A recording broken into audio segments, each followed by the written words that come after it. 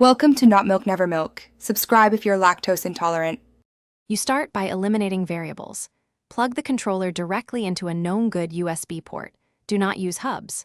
Once done, turn off Bluetooth and any other paired controllers so only one device communicates. Make sure to close background apps that use USB or high CPU. This reduces polling gaps. You do this because electrical noise, software contention, and wireless interference are the top culprits for lag, and this groundwork immediately stabilizes input timing for the next steps.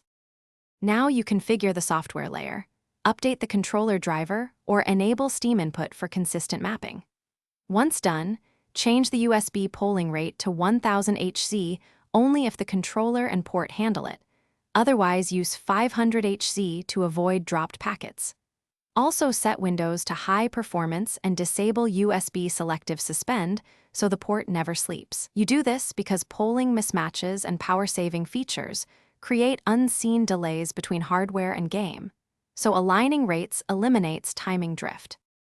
Finish by measuring, run a latency test, or use in-game frame and input counters to confirm improvement. If you still see lag, swap the USB cable and try another dedicated port.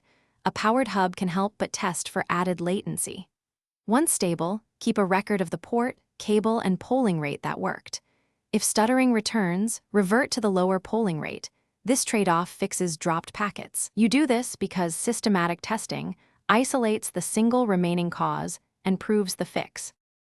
Thanks for watching. If this was helpful, leave a like and consider subscribing. See you next time.